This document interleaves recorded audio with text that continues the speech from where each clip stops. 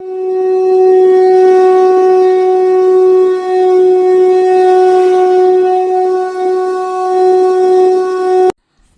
प्रिय मित्रों, मैं ज्योतिषकार कमल आप सबका हार्दिक अभिनंदन करता हूं आपके अपने इस प्यारे यूट्यूब चैनल एस्ट्रो कमल में। और दोस्तों, आज हम आपको एक ऐसी साधना से रूबरू करवाएंगे, अवगत करवाएंगे जो इस तंत्र के क्षेत्र में जो नए साधक आते हैं ना, नए साधक आए हों, उनको एक अति सरल और बहुत गजब की साधना, बहुत उत्तम साधना, जिससे क्या होता है, उनका कोई भी काम हो वो काम फटाफट से हो जाएगा। जैसे शादी विवाह का काम हो, कोई नौकरी नहीं लग रही हो, संतान नहीं हो रही, कोई भी काम आपका हो, वो काम इस साधना से, माता की साधना से आपका काम फटाफट हो जाएगा।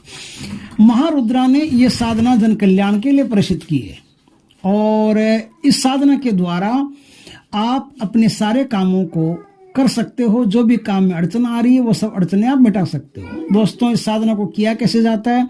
इसको करने के लिए आपको सबसे पहले लकड़ी की एक पट्टे की आवश्यकता पड़ेगी, जो साफ सुथरा हो।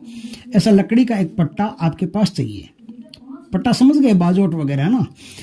उसके ऊपर आपको एक लाल रंग का वस्त्र बिछाना है। उस वस्त्र के ऊपर आपको सिंदूर से एक स्वस्तिक का निशान बनाना है।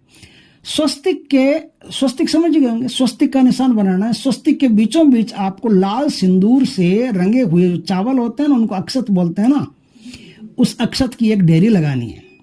अब उस ढेरी पर एक कच्ची सुपारी को कलावा बांध करके गणेश जी मान करके स्थापित करना है। कच्ची सुपारी आप पूजा पाठ की दुकान पर सब सुविधा मिल जाएगी आपको।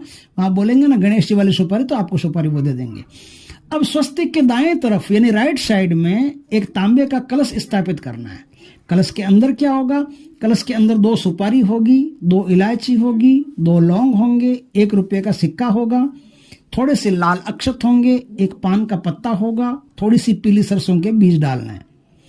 अब उस कलश में आपको थोड़ा सा गंगा जल डालना है और फिर उसको 3/4 भर लेना है ना, पानी, सादे पानी से इतना भर लेना है कि पानी जो उस कलश में वो बाहर नहीं गिरे, तो कुछ कम रख के आप भर लेना। अब उसमें क्या करना कि 5, 7 या 9 आपको या तो पीपल के पत्ते मिले तो, या बरगद के मिले तो, या आम के, सबसे बढ़िया आम के पत्ते रहते हैं। आम के पत्ते मिल जाए तो वो लगा लेना, नहीं तो पीपल बरगद के भी चलेंगे। तो पत्ते लगा करके उनके ऊपर एक पानी वाला जो नारियल आता है ना बाजार में, वो पानी वाला नारियल कला वाला पेट करके स्थापित कर देना है। यह आपकी कलश स्थापना हो गई। अब स्वस्तिक के बाएं तरफ यानी लेफ्ट साइड में आपको क्या करना है? एक लाल चावल की ढेरी बनाकर उस पर एक अखंड ज्योति दीपक स्थापित करना है।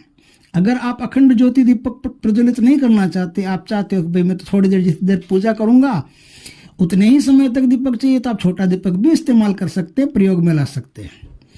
दीपक में जो बत्ती होगी वो रुई की नहीं होगी, इस बात का ध्यान रखें। बत्ती जो होगी वो कलावे की होगी और दीपक के नीचे 1 रुपये का सिक्का रहेगा। ये सिक्का बहुत काम का और बड़ा चमत्कारी होने वाला है, इसलिए इस सिक्के को ध्यान से ही रखना और उठाओ तो गंवा मत देना इस सिक्के को। इसका बहुत उपयोग होगा, वो हम आगे बता देंगे आपको।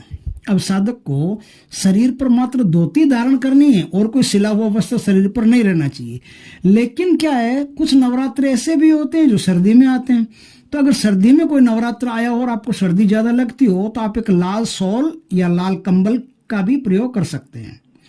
आसन दोस्तों इसमें लाल कलर का रहेगा, दिशा इसमें पूर्व रहेगी और माला जो होगी वो लाल चंदन की होगी या फिर रुद्राक्ष की होगी। इसमें जो भोग रहेगा ना, वो भोग पंचमेवा का रहेगा। काजू, बादाम, अखरोट, किशमिश और पिस्ता, ये 5 प्रकार के जो पंचमेवा होते हैं उन्हीं का भोग रहेगा। यदि आप ये भोग दे सकते हैं तो ठीक है, लेकिन अगर इस भोग को नहीं दे सकते, ये भोग आपके लिए संभव नहीं पड़ता है, तो 5 प्रकार के कोई भी फल ले लीजिए, वो फल आप चढ़ा सकते हैं। या फल भी महंगे पड़ते हो, ऐसा लगता हो कि फल भी नहीं चढ़ा सकते, तो आप हलवे का भोग भी माता जी को चढ़ा सकते हैं। ये पूजा जो है ना दोस्तों, वो रात 9 बजे के बाद में शुरू होगी। नवरात्रि के प्रथम दिन से रात्रि को 9 बजे से पूजा शुरू होगी। सुबह के समय सिर्फ सामान्य धूप बत्ती करनी और कुछ नहीं करना है।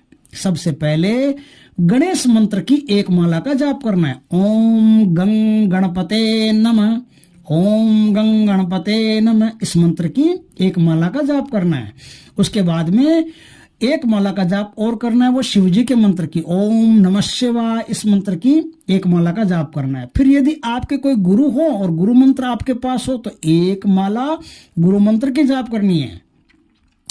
उसके बाद में एक माला हनुमान जी के मंत्र की जाप करनी है, ओम हनुमंते नमः, इस मंत्र की एक माला जाप करनी है। कोई भी हनुमान जी का मंत्र जो आपको आता हो उसकी एक माला करनी है। उसके बाद में एक माला भैरव के मंत्र की करनी है, ओम बम बम बटुकाय भैरवाय नमः, ओम बम बम बटुकाय भैरवाय नमः, ओम बम बम बटुक भैरवाय नमः। इस प्रकार से एक माला भैरव के मंत्र की करनी है। उसके बाद में आपको जो माता जी का सिंह होता है ना, उस सिंह की एक माला का जाप करना है, वो है ओम क्षौम उग्र सिंहाय नमः, ओम क्षौम उग्र सिंहाय नमः, ओम क्षौम उग्र सिंहाय नमः। अब क्या करना है, अब आपको 11 हो, 21 हो, 31 हो या 51 हो, जितनी आपकी क्षमता बनती हो उतना इस मूल मंत्र का जाप करना है। तो मूल मंत्र यह है दोस्तों, ओम ऐं ह्रीं श्रीं क्लीं क्रीं फट्ट स्वाहा, ओम ऐं ह्रीं श्रीं क्लीं क्रीं फट्ट स्वाहा।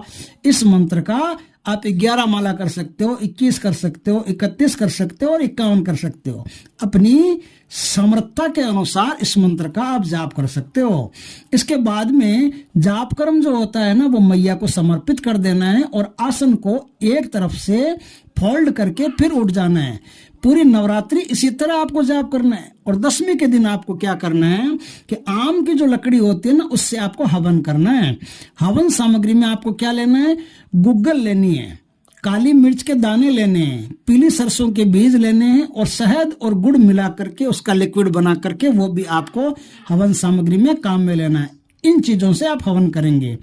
एक बात का इस पूजा में ध्यान रखने की आवश्यकता है कि जब आप रात को जब पूर्ण कर लो तब आपको कपूर जलाकर उसमें 2 जायफल, 2 लौंग, गुग्गल, काली मिर्च, पीली सरसों, 2 इलायची ये रख करके आपको एक थोड़ी सी आहुति दे देनी है, ताकि इससे क्या होता है कि आपकी साधना में किसी भी प्रकार का कोई भी व्यवधान नहीं आएगा। वरना माता की जो जोगणी होती है ना, वो स्वप्न दोष करवा करके साधना खंडित करवाने का पूरा प्रयास करती है। दोस्तों, इस प्रकार से इस साधना को आप संपन्न करके अपने जीवन की जो भी समस्या है उसे दूर कर सकते हो। सारा कर्म संकल्प पूर्वक ही करना पड़ेगा, ताकि जिस कार्य के लिए आपने संकल्प किया है आपका वो कार्य शीघ्र पूर्ण हो जाएगा। मित्रों, ये साधना न्यू कमर्स के लिए, जो नए साधक आए हैं उनके लिए है, क्योंकि वो ज्यादा विधि विधान नहीं जानते, तो वो इस महासाधना को करके अपने जीवन की सारी विषमताओं को मिटा सकते हैं। दोस्तों, इस वीडियो को शेयर करना ज्यादा से ज्यादा, क्योंकि किसी भी भाई के काम आ सकता है। और नवरात्रा कोई भी हो, किसी भी नवरात्रा में नए साधक इसका उपयोग करके अपने जीवन को उज्जवल बना सकते हैं। दोस्तों, वीडियो अच्छा लगे तो लाइक करना, कमेंट करना, शेयर करना, और यदि आप पहली बार हमारे चैनल पर आए हो तो चैनल को सब्सक्राइब करना। पास में जो बेल आइकॉन का बटन है वो दबा देना, ताकि हमारे ज्ञानवर्धक जानकारीपूर्ण वीडियो सबसे पहले आपके पास इसी तरह से आते रहें। जय श्री कृष्णा, जय माता की दोस्तों।